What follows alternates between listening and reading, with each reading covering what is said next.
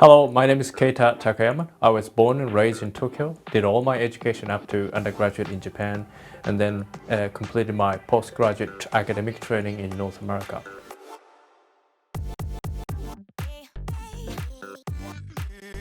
After completing a PhD in the United States, I started teaching at a university in Australia and stayed there for 11.5 years before coming to take up a professorship here at the Graduate School of Education, Kyoto University. This means that I was away from Japan for nearly 20 years. In terms of my own research, there are two lines of research that I've been pursuing for the last several years.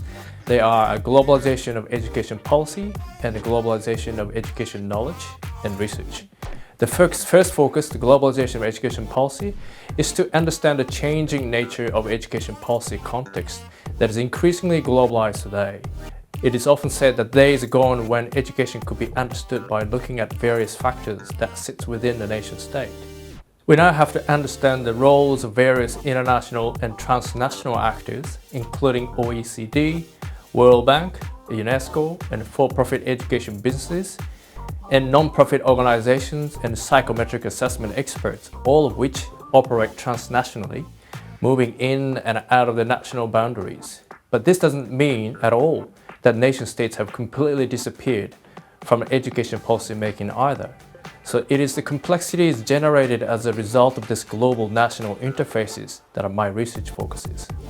Speaking more concretely, I have been involved in an international research project where, along with other researchers based in the United States, Canada, and Australia, we study how the increasing use of performance data and of the scientific assessment is reshaping education policy making and practices in Japan, Australia, Canada, and the United States. And more recently, I've been researching the current policy push for the exportation of Japanese educational practices overseas, including the introduction of tokkatsu in Egyptian schools, which was extensively featured in the Japanese media a few years ago. I've also done a lot of studies on OECD's PISA and its implications for Japanese education policy.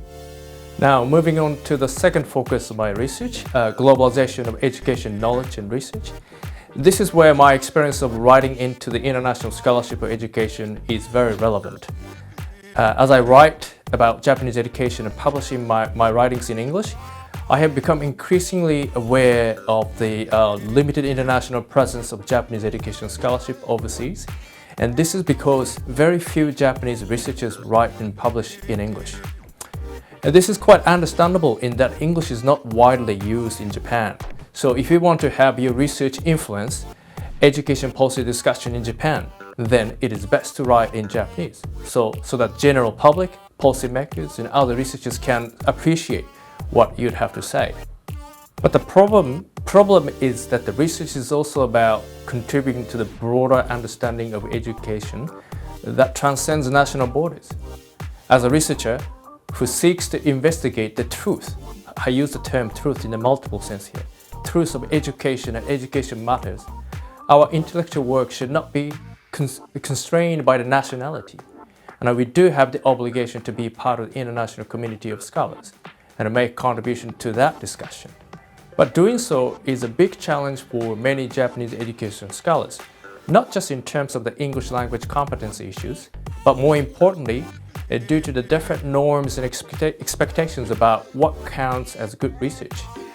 Many of my recent writings explore the challenges and promises and contradictions faced by Japanese education scholars aspiring to be part of the International Scholarship of Education, while also examining how the International Scholarship of Education can be reshaped to facilitate international contributions from other parts of the world, including Japan, that are currently underrepresented, in my view, in our international discussion.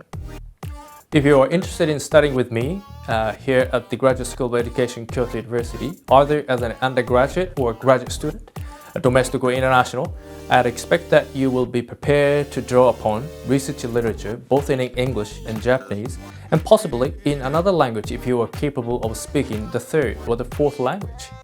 I believe that drawing upon multilingual resources enables us to constantly question the intellectual norms and conventions accepted in a given language context so that we can achieve relative freedom from them, so that we can explore something different, something original, perhaps.